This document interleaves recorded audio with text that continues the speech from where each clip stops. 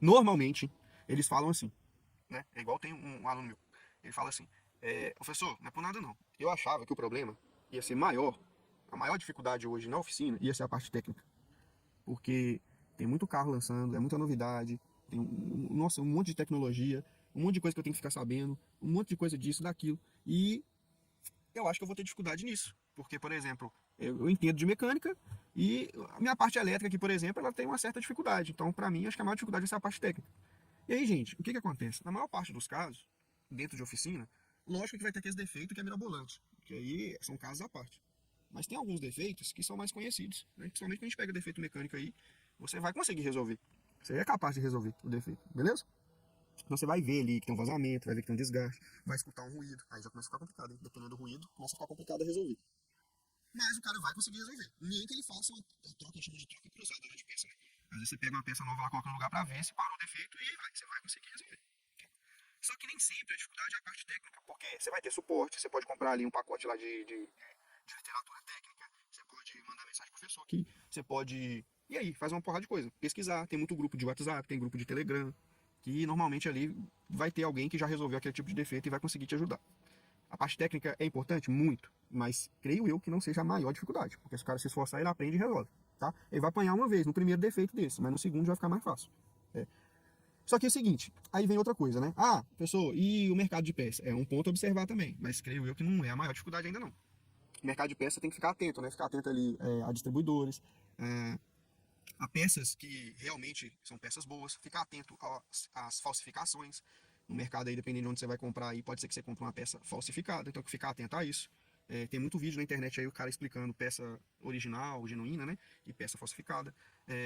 Um fato importante de se observar também, vocês viram, já teve muita reportagem aí sobre quadrilha aí, né? Formação de quadrilha aí, no mercado de falsificação de peça. Então, pode-se dizer, né? O mercado automotivo é um mercado bom, né? Então, o cara falsificando ali vela de ignição. Então, tipo assim, né? Tem que tomar cuidado até com vela. Vela de ignição, cabo de vela, né?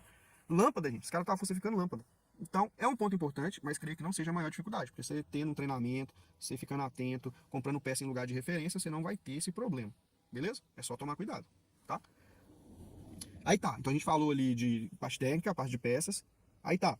Cliente. Cliente, gente. Se o cliente for muito ruim, é a mesma coisa. Você pode demitir aquele cliente, entendeu? Agora, se você estiver precisando de muito dinheiro, você vai ter que aturar algumas coisas ali para tentar fazer o serviço. Aí vai de você, é algo pessoal. Se você vai atender aquele cliente ou não vai atender aquele cliente. Beleza? Se você tem capacidade técnica de atender ou se não, tá?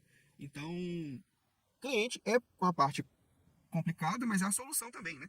Então, ele que vai pagar, ajudar a pagar as contas ali. Você vai oferecer o serviço, vai resolver o problema dele e ele vai te pagar.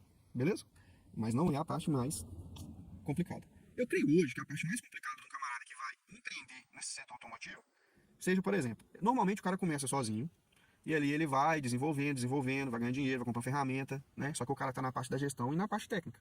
Tá os dois. Vai chegar um momento que ele vai ver que se ele não dá foco à parte da gestão da oficina, ele vai começar a tomar prejuízo. Aí ele fala, nossa, o que tá aumentando, né? A, as passagens de cliente, eu não tô conseguindo dar conta. E aí ele vai começar o quê? A profissionalizar essa oficina e vai precisar de mão de obra, tá?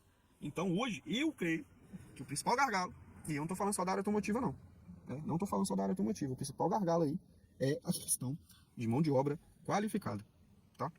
Mão de obra qualificada, tá bom? Só que não é só mão de obra qualificada, né? Quando a gente fala de mão de obra qualificada, a gente está falando só de parte técnica, a gente está falando também das partes também de responsabilidade, o cara que é responsável, o cara que cumpre horário, né?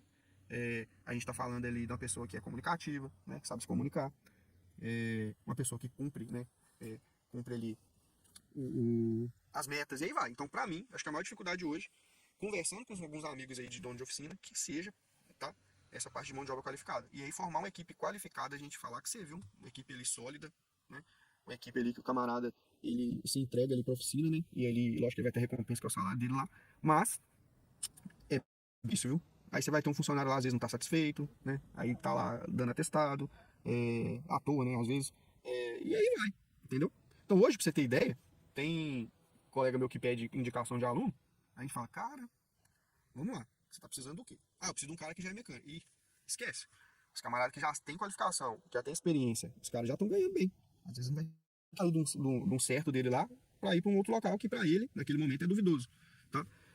E aí tem a questão também, tem lugares que vão pedir ali, pra você ter ideia, já teve casos de me pedir assim, eu preciso de uma pessoa que, lógico, ela tem que entender de algumas coisas.